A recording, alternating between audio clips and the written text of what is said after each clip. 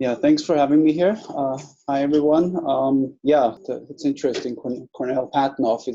That's a little bit outdated, I would say. But I guess more commonly, our office might be referred to as a technology transfer office, so, which I think really is reflective of the fact that patenting is really not our main mission. We use patents as a tool to ultimately reach what we're really after, and that is commercializing technology that originates at Cornell.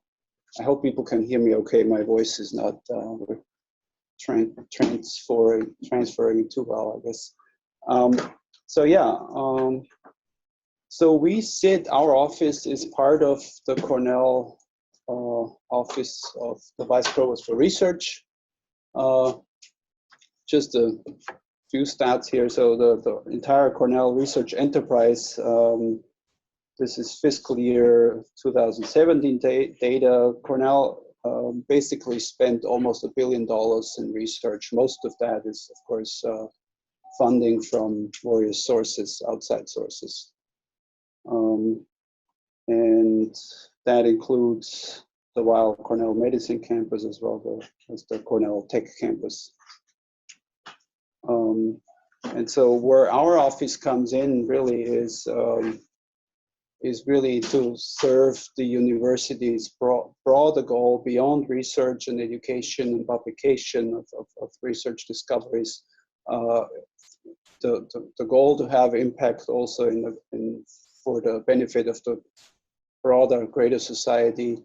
And that would mean that some of these research discoveries can find their way into the marketplace in one way or another, with the added benefit of adding jobs and economic growth and so forth.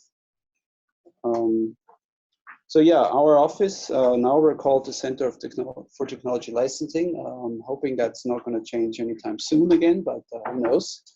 So we are the university-wide technology transfer program. We manage and operate the technology transfer operation for the entire university.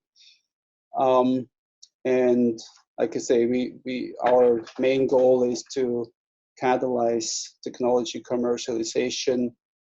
A big focus there, big emphasis is the promotion of new venture creation, startup formation, and economic growth. And increasingly also, our office gets involved in supporting other forms of industry alliances beyond licensing and business development. Just a few quick facts here and figures. So this is actually 2018 data. So our office as a whole tends to get around 400 invention disclosures per year. We do around 80 to 100 licenses, sometimes more, sometimes less. Patents issued, that's probably on the lower end. About 280 patents were issued for Cornell in the last fiscal year. And of the 79 licenses we've done, those are commercial licenses with some form of commercial entity. 9 of them, which is actually a little lower than usually over the last couple of years, 9 of them were startup companies. So those are basically companies that were formed on the basis of some invention, patent, or some other form of IP coming out of Cornell. Quickly, so this sort of shows a pretty simplified process for technology transfer, starting out with the disclosure of an invention or some form of invention. Disclosure meaning you as a researcher, you let our office know that you have perhaps made an invention or made a discovery that could have potential commercial implications. And then we go through the assessment of figuring out the proper form of IP protection,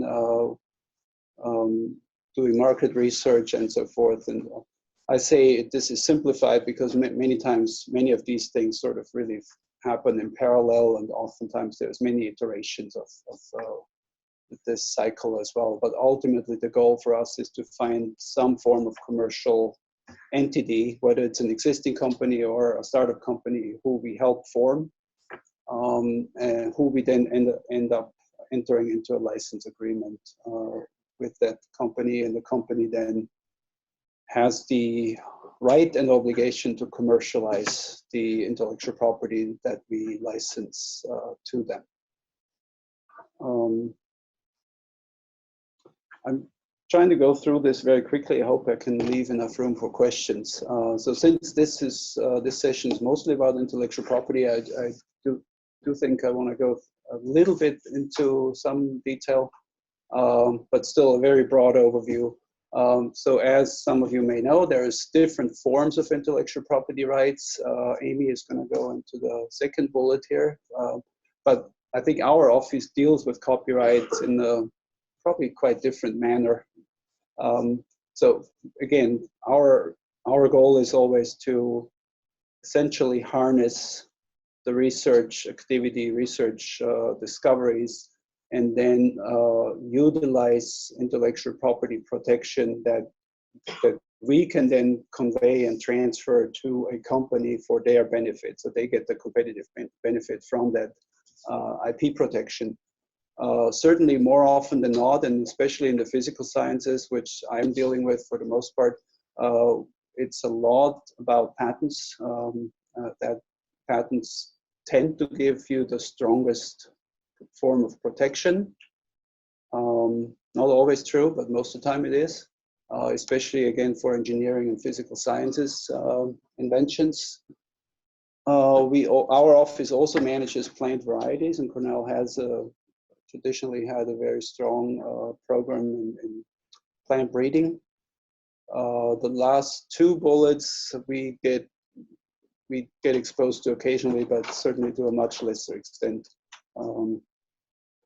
And then, in addition to intellectual property, there is also various forms of tangible property that oftentimes come along with the intellectual property, like a patent, where in the context of a licensing transaction where we then transfer, on the one hand, rights to utilize, say, for example, a patent, but on the other hand, there's also tangible property that would be transferred from the university lab, for example, to a company so they can start with. An example would be software that has already been written, and the company doesn't have to necessarily start from scratch as they develop the technology into products. So a little bit more about patents. A patent right is really it's referred to as a negative right. So a patent right is really the right to exclude others from using your invention that's patented.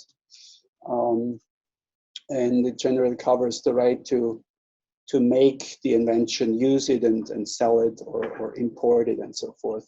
It does not give you the right to actually practice your own invention. And this is a sort of a difficult concept sometimes for people to understand, because there may be, so the concept is generally referred to as the freedom to operate. So there may be others who already have patents that are broader in scope than your own patent.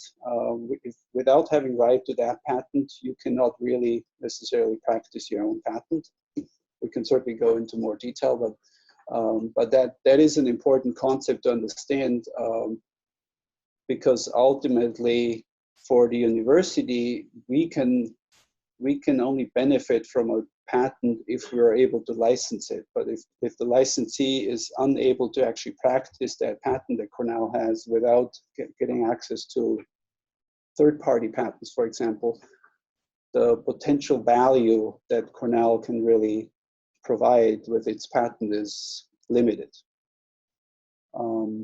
Yeah, lifetime of different forms of patents is also listed here. So patents are defined by their claims, and the claims are really they define in words, essentially in words, or in the case of composition of matter, it may also be a chemical formula of some sort, but the claims basically define what is legally protected in that patent. And because we want to protect something that is commercially utilized, we obviously strive for those patent claims to cover something that we think will be a commercial product or a service. So it doesn't cover the scientific finding. It doesn't even care about that. It doesn't even care why something works the way it does. It only covers the product, the service, the process, whatever it might be. And then what's also important is that, and we go into this in a little more detail, is that a patent claim should be drafted in a way that it prevents others from circumventing your patent. If it's easy enough for someone to just change one parameter and thereby designing around your patent, then your patent has limited value, right? Or potentially no value. Same goes for enforceability. If you're unable to detect whether a potential infringer is using your invention, it has very little value. Right? Yeah, and here this is the application process, and I go into this in a little more detail later.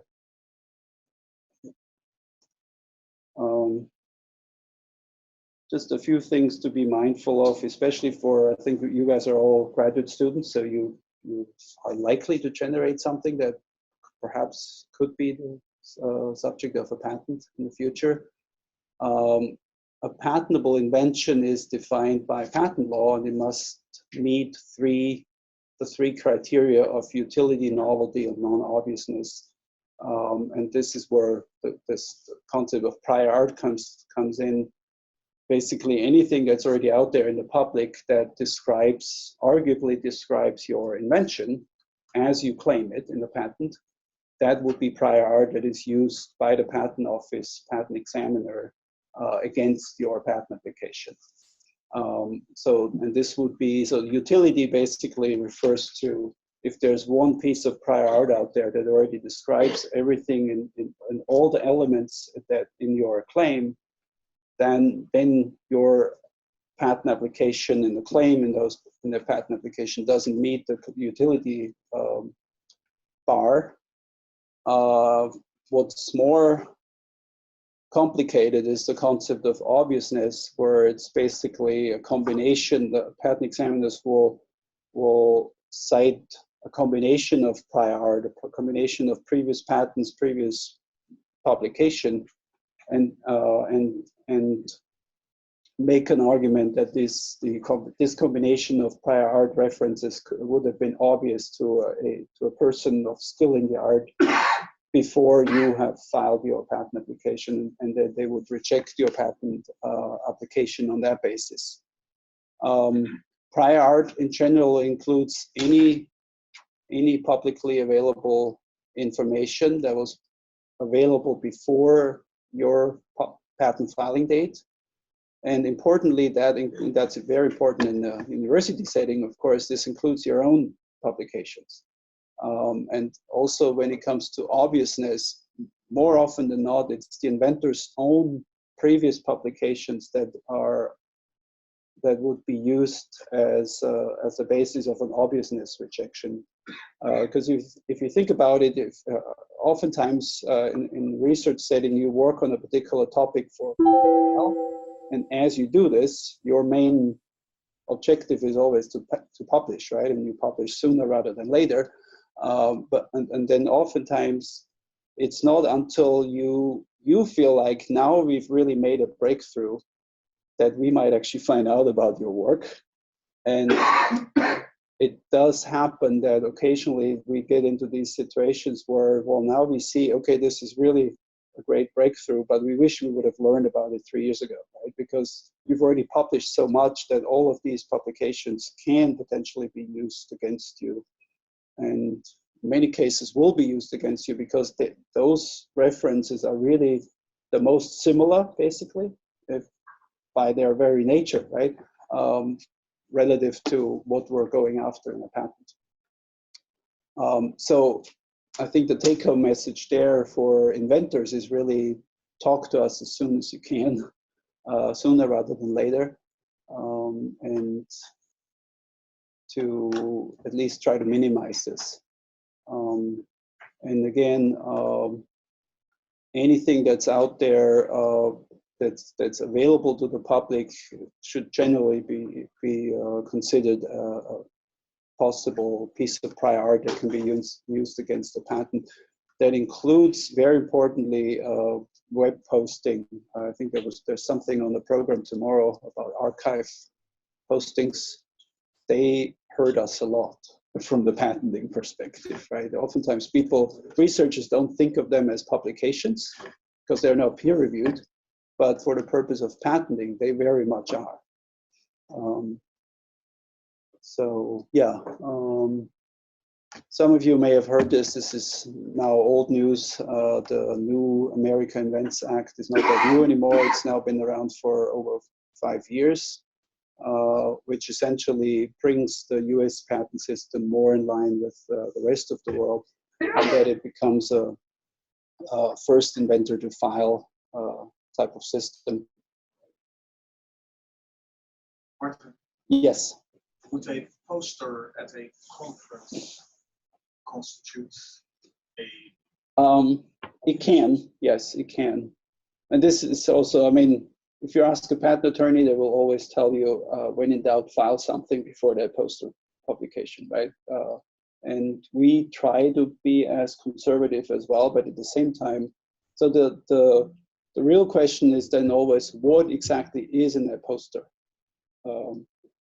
And I didn't go into this, but nothing's really a piece of prior art unless you actually tell everybody your secret sauce, if you will, right? So if you're only showing data of what you've been able to achieve and obtain, but not how you actually got there, then you're generally fine, right? And this is what I would tell my inventors if they ask me, well, should I not? And I mean, we get our fingers slapped if we're in the university, right? So we get our fingers slapped if I say, don't publish, right? Or don't go to this conference.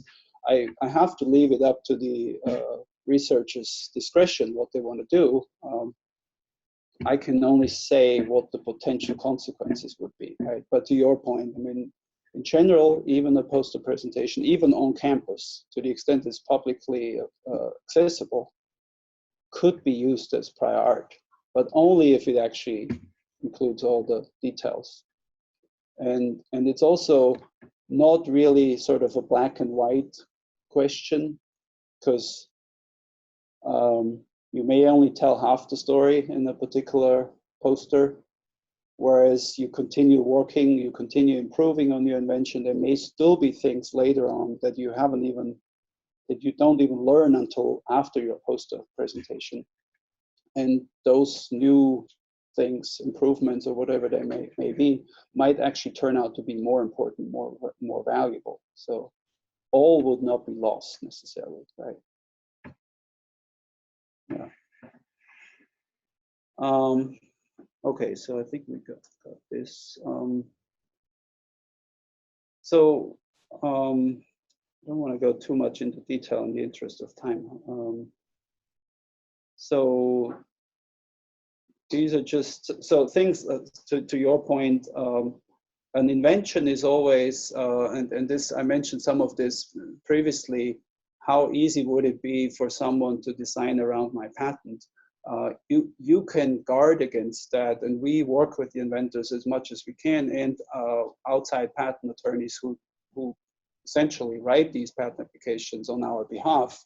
We work with the inventors to explore, well, okay, so you've done this experiment in the lab, and that's what your publication will then talk about.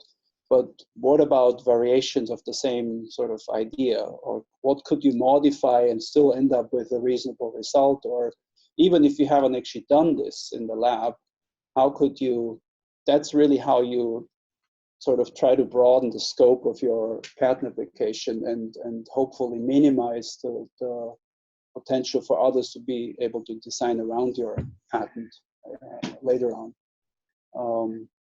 So those are really some of the questions we try to discuss with the inventors and explore. And again, the point here, I mean, disclose early, talk to us as often and as early as possible. And also, invention disclosure shouldn't be a one-time event where you throw something over the fence and then you hope that CTL will take care of everything. That usually doesn't work so well. Patent prosecution, I talked about some of this. So this is the process of actually going through with your patent application through the patent office. So patent office they have patent examiners who then review, similar to peer reviews, except they're not peers. They're not your peers. They're oftentimes have a bachelor's degree in a somewhat relevant field at the most. So they're not experts the way you are in the field, but they review the invention and the patent application with those principles in mind: novelty, obviousness, and utility. And more often than not, they will find some pieces of prior art on the basis of which they will reject the claims. And then that starts the whole process of back and forth with the patent office, where it's then our job, again, with the help of a patent attorney, to educate and convince the examiner that he or she is wrong and why. And this is often where it's important to, I think a big difference here between scientific publications and patents or inventions in general. In the publication, you may tend to only show the best data. For a patent, it's actually good to have bad data too, because they give you the basis for an argument. No, it's not as straightforward as the examiner thinks it is, and here's why, right? So those things are always important, and don't dismiss or discard them. Yeah, and this also mentions it's a pretty lengthy process.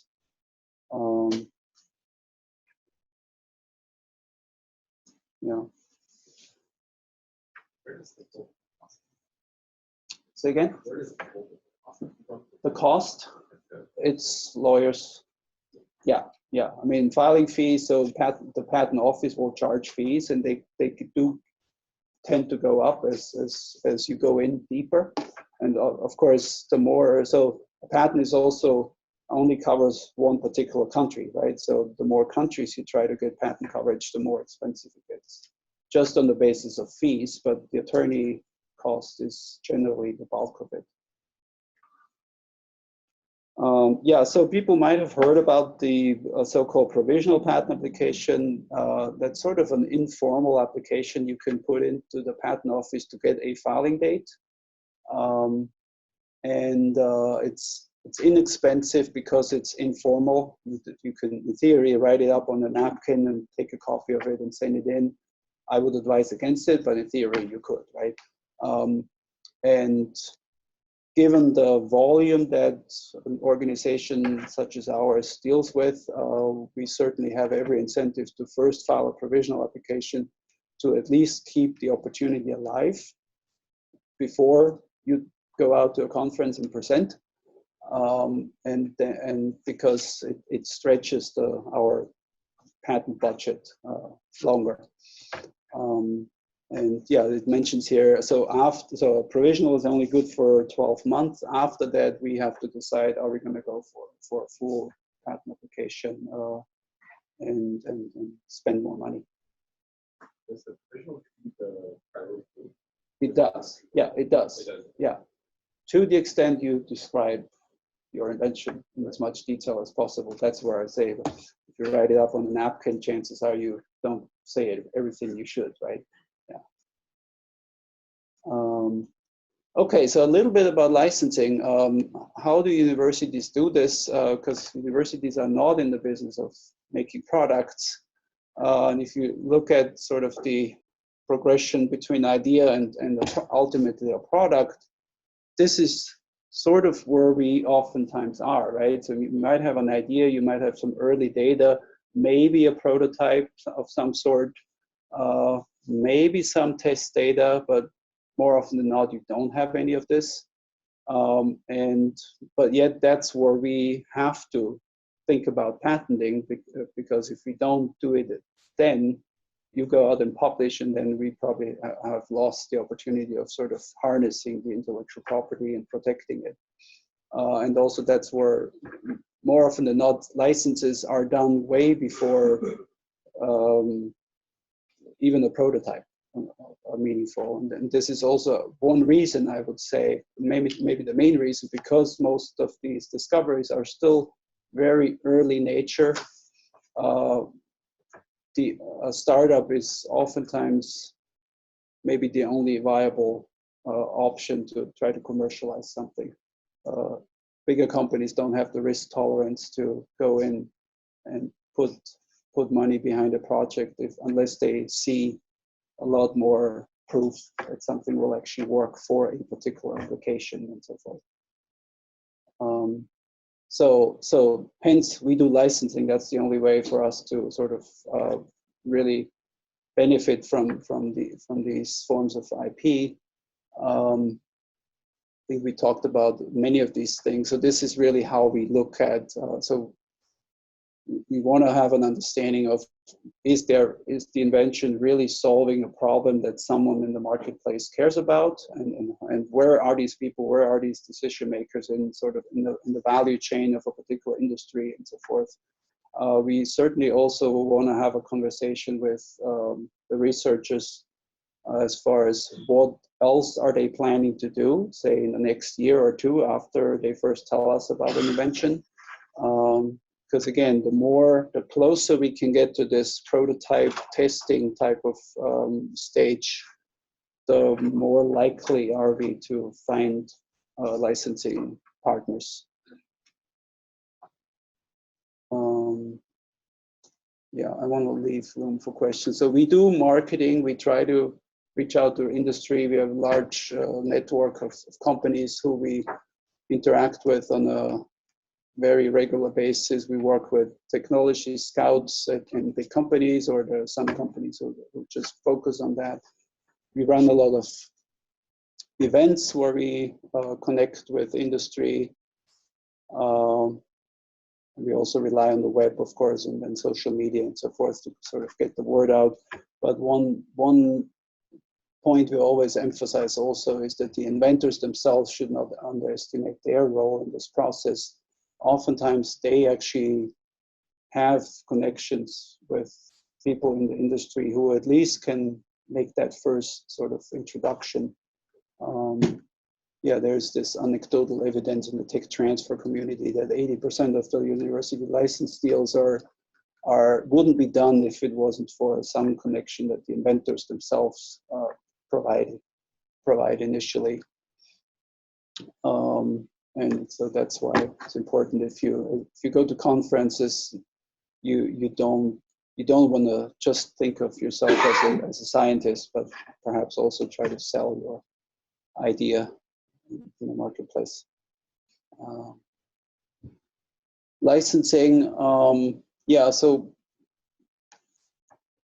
the goal of the university, of course, on the one hand, there is, the expectation of fair financial return, but more importantly, I would say it's really that we want to do the invention justice, in the sense that we can only license to companies who actually have a credible plan to which we hold them accountable on the license. That's this due diligence point.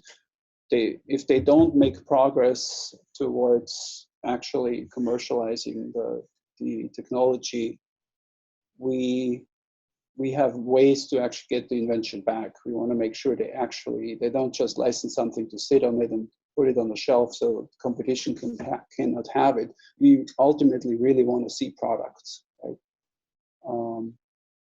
Yeah, I think that's really all I had.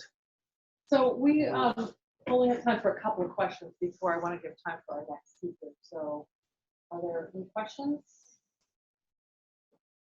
By the due diligence you mentioned specifically, what does that entail exactly? You expect a product to come out of the startup of the company, the person that has the how do you post the message for that?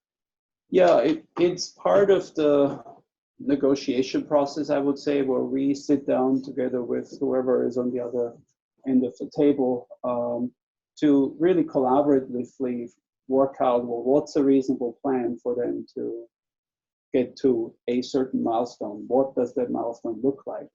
We certainly don't want to be overly aggressive with that, because we know from lots of empirical evidence that there is that things don't often go as planned. There might be delays, whatever it is. So we certainly account for all of that. But ultimately, there need to be some milestones and that need to be reached within a reasonable time frame. And it can take many forms. It also differs in some regards whether the company is an existing, perhaps even large company, or whether this company is a startup company that's just getting out of the gate. After that, does the investigators people also have own the patent, or does Cornell? Cornell always owns the patent. And then Yeah. That startup person, if they want to. Yeah, the startup would license it just like any other commercial entity would license it.